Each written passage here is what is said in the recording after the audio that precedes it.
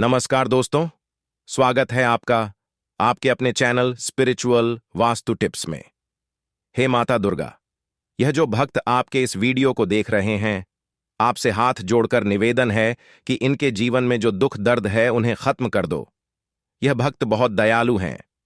आज मैं आप लोगों को माता रानी के पूजा में स्थापित किए जाने वाले ज्वारे की संपूर्ण जानकारी बताऊंगा। नवरात्रि के 9 दिन के बाद क्या ज्वारे को विसर्जित कर देना चाहिए या ज्वारे को कुछ बचा करके अपने पास में रखना चाहिए? ज्वारे में छिपा है आपकी किस्मत का राज। आखिर ज्वारे में क्या डालना चाहिए और ज्वारे क्यों सूख जाते हैं? क्या ज्वारे का पत्ता खाने से धन संपदा प्राप्त होती है, सुख प्राप्त होता है? जानिए संपूर्ण जानकारी। दोस्तों, नवरात्रि में ज्वारे के बिना माता दुर्गा की पूजा अधूरी मानी जाती है और इसकी एक पौराणिक कथा भी है। सारी जानकारी इस वीडियो में आज मैं आप लोगों को विस्तार से बताऊंगा, इसलिए मैं बोल रहा हूं कि इस वीडियो को ध्यान से देखना। अगर आपके मन में कोई डाउट है, कोई सवाल है या फिर नवरात्रि संबंधी कोई आप जो है हमसे सुझाव लेना चाहते हैं, तो बिल्कुल ही आप कमेंट बॉक्स में पूछे, हमारे द्वारा आपकी मदद की जाएगी। और हां, कमेंट बॉक्स में अपनी राशि भी जरूर डाल दीजिएगा। यदि हमारे पास कोई उपाय होगा तो वह आकर हम आपके कमेंट के रिप्लाई में बता देंगे ताकि आपको लाभ प्राप्त हो सके। देखिए, धार्मिक मान्यताओं के अनुसार ज्वारे को भगवान ब्रह्मा का प्रतीक माना जाता है, इसलिए नवरात्रि के पहले दिन घट की स्थापना के समय ज्वारे की सबसे पहले पूजा की जाती है। उसे कलश में भी स्थापित किया जाता है। सृष्टि की पहली फसल जौ को ही माना जाता है, इसलिए जब भी देवी देवताओं की पूजा की जाती है या हवन के समय आपने जरूर देखा होगा जौ अर्पित किए जाते हैं। साथ ही यह भी कहा जाता है कि जौ अन्न ब्रह्म के समान है और अन्न का हमेशा सम्मान करना चाहिए, इसलिए पूजा में जौ का इस्तेमाल भी होता है। इसलिए लोग ज्वारे बोते हैं। नवरात्रि में बोए जाने वाले ज्वारे से आप अपना भविष्य भी जान सकते हैं। कैसे जान सकते हैं, इस वीडियो में आप लोगों को सारी जानकारी विस्तार से बताऊंगा। अगर आपने अपने घर में ज्वारे बो करके नहीं रखे हैं तो कोई बात नहीं, इस वीडियो को ध्यान से देख लेना। आपको किसी न किसी माध्यम से ज्वारे विसर्जित करते समय कुछ ना कुछ ज्वारे आपको प्राप्त हो जाएंगे। इससे आप अपनी बंद किस्मत के ताले खोल सकते हैं। दोस्तों, वीडियो ध्यान से देखना। और हां, अगर आपको हमारी वीडियो में बताई गई जानकारी अच्छी लगेगी, वीडियो पसंद आएगी, तो वीडियो को लाइक कर चैनल को सब्सक्राइब जरूर करना और कमेंट बॉक्स में जय मां दुर्गा जरूर लिखना। जो भक्त सच्चे दिल से कमेंट बॉक्स में जय मां दुर्गा लिखता है तो माता रानी का उसको प्यार मिल जाता है। दोस्तों, हमारे धर्मशास्त्र कहते हैं कि नवरात्रि में बोए जाने वाले ज्वारे से आप अपने भविष्य को झांक सकते हैं, अर्थात आप अपने भविष्य को देख सकते हैं। कैसे देख सकते हैं? अगर अंकुरित जौ का रंग नीचे से आधा पीला हो और ऊपर से आधा हरा हो तो इसका मतलब यह होता है कि आपका आने वाला साल आधा समय ठीक रहेगा और आधा समय आपका खराब चलेगा। यदि जौ नीचे से आधा हरा है और ऊपर से आधा पीला है तो इसका मतलब यह है कि आपका शुरुआती समय ठीक से बीतेगा, लेकिन बाद में आपको परेशानी का सामना करना पड़ेगा। आपको घबराना नहीं है, इससे हम आपको छुटकारा पाने का तरीका भी बताएंगे। इसीलिए अंत तक वीडियो देखें, क्योंकि अधूरा ज्ञान हमेशा लटकती तलवार की तरह ही होता है। दोस्तों, इसी के साथ ही जो सफेद या हरे रंग में उग रहे हैं तो यह अत्यंत शुभ संकेत है। अगर ऐसा है तो मान लीजिए कि आपकी पूजा सफल हो गई है और आने वाले समय में खुशियों के दरवाजे आपके खुल जाएंगे। जौ अगर सूखी और पीली होकर के झड़ने लगे तो इसे अशुभ संकेत मान सकते हैं। ऐसे में आप जो हैं मां दुर्गा से अपने कष्टों और परेशानी को दूर करने के लिए प्रार्थना कर सकते हैं, या फिर मां दुर्गा का बीज मंत्र जैसे ओम धूम दुर्गाय नमः। दोस्तों, इस मंत्र का 108 बार हवन करके आहुति दे सकते हैं। इससे आपको अत्यंत लाभ मिलेगा और माता रानी से प्रार्थना कर सकते हैं। जो ज्वारे होते हैं ये बहुत ही पवित्र चीज है, इसे आप साधारण मत समझना। वैसे माता रानी करुणामय है, वह अपनी संतान और अपने लाल को सदैव माफ कर देती हैं। ज्वारे को साक्षात नौ दुर्गा का स्वरूप माना जाता है, ब्रह्म का स्वरूप माना जाता है। चलिए, इस वीडियो में मैं आप लोगों को बताने का प्रयास करूंगा कि अब सवाल यह उठता है कि नवरात्रि में ज्वारे का क्या करें, क्या विसर्जन कर दें या इसे घर में रहने दें? तो धार्मिक मान्यता कहती है कि ज्वारे को घर में रखना शुभ माना जाता है, लेकिन इसको रखने के पीछे एक निश्चित निर्धारित समय रहता है। इसी निर्धारित समय में ज्वारे की सेवा करके जल में विसर्जित इसे कर देना चाहिए। दोस्तों, जैसे कि आपने 9 दिन इसकी खूब सेवा की है, बहुत अच्छी बात है। 9 दिनों के बाद इसे जल में विसर्जित कर देना चाहिए, क्योंकि शक्ति को शक्ति के साथ मिलाना जरूरी है। जल को गंगा शक्ति कहा जाता है और ज्वारे को श्री शक्ति अर्थात लक्ष्मी की शक्ति, दुर्गा की शक्ति। इसलिए श्री शक्ति को हम जब जल शक्ति गंगा शक्ति को भेंट करते हैं तो यह गंगा शक्ति में जाकर के मिल जाती है। मैं आपको एक छोटे से उदाहरण से समझाने की कोशिश करूंगा। जिस प्रकार जो हमारा शरीर होता है यह 5 तत्वों में मिल जाता है, उसी प्रकार ज्वारे भी पूर्ण प्रकार शक्ति के साथ अपने अष्टभुजा दुर्गा स्वरूप में शक्ति में मिल जाता है। तो दोस्तों, ज्वारे 9 दिन अखंड ज्योत जलने के कारण, ध्यान से सुनना, ज्वारे के आसपास में 9 दिन अखंड जलने के कारण, मां दुर्गा के समीप में यह रहने के कारण बिल्कुल ही यह शक्ति स्वरूप में जागृत हो जाती है। ऐसे ज्वारे लोगों के दुख तकलीफ परेशानी इन सबको चुटकियों में समाप्त कर सकते हैं। तो आइए इस वीडियो में जानते हैं ज्वारे से किस प्रकार हम अपनी फूटी किस्मत को दूर कर सकते हैं, अपने दुर्भाग्य को सौभाग्य में बदल सकते हैं और सभी प्रकार की आपकी जो दबी हुई इच्छा है आप उसे पूर्ण कर सकते हैं।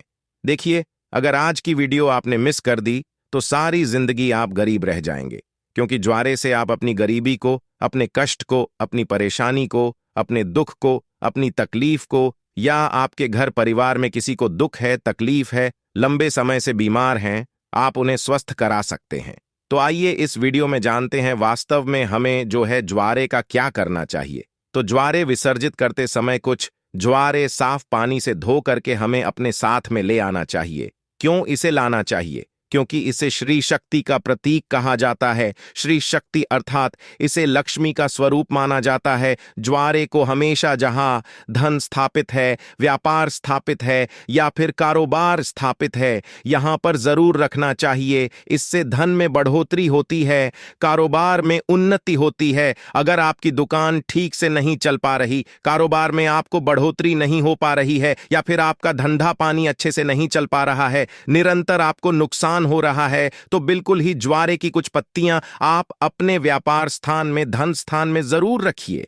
आपके धन में बढ़ोतरी होगी, कारोबार में तरक्की होगी और आप जो भी बिजनेस करें उसमें आपको लाभ मिलेगा। ऐसा भी माना जाता है ज्वारे को पीले वस्त्र या लाल वस्त्र में लपेटकर ऊपर से मौली धागा बांध करके अगर इसे पैसों के स्थान पर रखा जाए तो इससे कभी भी पैसों की कमी नहीं होती, क्योंकि यह श्री शक्ति के कारण यह जागृत हो जाते हैं।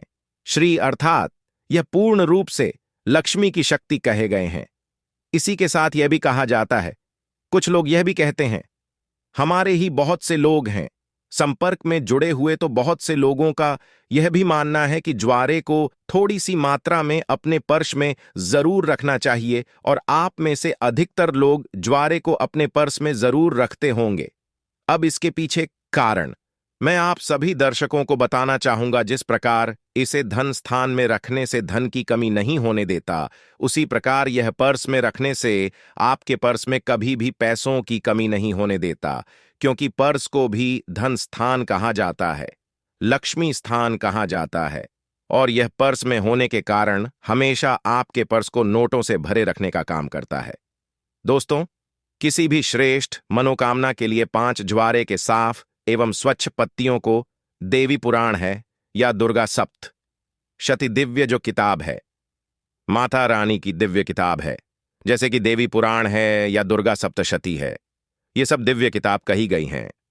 तो मनोकामना बोलते हुए आपको इसमें आपको दबाना होता है, तो मां भगवती की कृपा से कुछ दिनों के बाद वह मनोकामना पूर्ण हो जाती है। लेकिन जब भी आप यह उपाय करेंगे आपको गुप्त रखना है, इसके बारे में किसी को बताना नहीं है। देखिए, जो ज्वारे हैं बहुत ही पवित्र चीज है, कभी भी इसके बारे में आप लोगों को किसी को नहीं बताना चाहिए।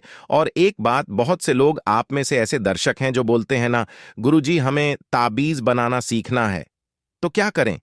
तो एक बात ध्यान से सुन लीजिए दोस्तों, अगर आप भी चाहते हैं कि निरंतर आपके शरीर में माता रानी का वास बना रहे, आपका शरीर जो है सुरक्षा कवच से ढका रहे, तो ज्वारे के 4 से 5 पत्ते आपको लेने हैं, चांदी की ताबीज या तांबे की ताबीज में इसे डाल देना है, और अगरबत्ती का आपने 9 दिन तक माता रानी के लिए जो अगरबत्ती जला करके रखी हैं, जो भस्म जला करके रखी है, गोबर के कंडे की वो भस्म लेना है। माता रानी को जो आपने अक्षत चढ़ा करके रखे हैं, जिसे हम पीला चावल बोलते हैं, वो आपको लेने हैं और इसे आपको ताबीज में डाल देना है। ये तीनों सामग्री को आपको ताबीज में डाल देना है। माता रानी का ध्यान करना है, अगरबत्ती या फिर धूप का धुआं दिखाना है। आपने जो ताबीज बना करके रखा है उसमें, और आप जो है इसे नवरात्रि के बाद किसी भी दिन धारण कर सकते हैं। तो यह आपको हमेशा सुरक्षा कवच की तरह ही आपको फायदा पहुंचाएगा। किसी भी प्रकार की आपकी यह दुर्घटना नहीं होने देंगे। आप जहां भी जाएंगे, जिस भी क्षेत्र में जाएंगे, उस क्षेत्र में ये मित्र की भांति आपकी मदद करेंगे, आपको तरक्की दिलाएंगे, आपको सफलता दिलाएंगे। आप में से अगर किसी के घर में कोई लंबे समय से बीमार पड़ा है, जो कि ठीक नहीं हो पा रहे हैं, डॉक्टरी दवा सही चल रही हैं, कभी कभी नकारात्मक शक्तियों के कारण जो है स्वस्थ नहीं हो पाते हैं, शरीर में निरंतर बीमारी आने लगती है, तो ज्वारा का एक जबरदस्त गुप्त चमत्कारिक प्रयोग बता रहा हूं। यह प्रयोग अपने तक सीमित मत रखना, इसे और लोगों को जरूर बताना। इससे समाज में कल्याण होगा। तो कोई ऐसा व्यक्ति है जो लंबे समय से बीमार पड़ा है और ठीक नहीं हो पा रहा है, ऐसे व्यक्ति को ज्वारे की कुछ बूंद ध्यान से सुनना। ज्वारे को अच्छी तरीके से पीस करके कुछ बूंद आपको निकालना है और इस रस को नाक के माध्यम से, अगर बोलने में असमर्थ हैं दोस्तों, सांस बस चल रही है, तो अगर नाक में कुछ बूंद डाला जाए तो ऐसे व्यक्ति कुछ दिनों के बाद स्वस्थ हो जाते हैं। और जिनका स्वास्थ्य अच्छा चल रहा है, अच्छे हैं, स्वस्थ हैं, लेकिन बीमारी ठीक नहीं हो पा रही है, अर्थात स्वस्थ का मतलब ऐसा है कि बोलने चालने में जो समर्थवादी है, उन्हें आप यह 1 या 2 चम्मच की मात्रा में ज्वारे के निकले हुए रस को आपको 2 टाइम सुबह और शाम में मां भगवती का ध्यान करते हुए, मां काली का ध्यान करते हुए, मां आदिशक्ति जगदम्बा का ध्यान करते हुए आपको पिला देना है। बिल्कुल ही ज्वारे में पूर्ण रूप से ब्रह्म एवं मां आदिशक्ति की शक्तियां समाहित होती हैं। इसे पिलाने के बाद आप देखना, इसे लगातार 5 से 7 दिनों तक पिला देना दोस्तों। खाट पर पड़ा इंसान भी स्वस्थ हो जाएगा और चलने फिरने के लायक बन जाएगा। इसलिए मैं आप लोगों को बोलता हूं कि हम जितनी भी सामग्री अपने घर में नवरात्रि के समय रखते हैं, माता रानी को प्रसन्न करने के लिए, चाहे आप ज्वारे ले लीजिए, चाहे ज्योत की बाती ले लीजिए, चाहे भस्म ले लीजिए, चाहे आप जौ ले लीजिए, यह सब किसी ना किसी काम जरूर आते हैं दोस्तों। हम सब इसे नदी में विसर्जित कर देते हैं। यही हमारी सबसे बड़ी मूर्खता है। नदी में विसर्जित करना चाहिए, ऐसी कोई बात नहीं है। आप नदी में इसे बेशक विसर्जित करें, लेकिन इसकी कुछ मात्रा हमें अपने पास में बचा करके रख लेना चाहिए, क्योंकि यह माता रानी का प्रसाद होता है। इसलिए कुछ जवारों को बीज सहित निकालकर अपने घर की तिजोरी में रख लें। शेष जवारों को गौरी गणेश सहित ले जाकर किसी नदी या जलाशय में विसर्जित कर दें। देवी की प्रतिमा तस्वीर को उसके पूर्व निर्धारित स्थान पर पुनः स्थापित कर दें। दोस्तों, मैं आशा करता हूं कि मेरे द्वारा दी गई जानकारी से आप जरूर संतुष्ट हुए होंगे। यदि आपको आज की जानकारी पसंद आई है तो वीडियो को लाइक करके सब्सक्राइब वाले बटन को अवश्य दबाते हैं तथा अपने सगे संबंधियों के पास इस जानकारी को जरूर शेयर करें, जिससे और लोग की इस जानकारी का लाभ उठा सके। आज की वीडियो में बस इतना ही। मिलते हैं आपसे फिर किसी नई जानकारी के साथ। वीडियो में अंत तक बने रहने के लिए धन्यवाद।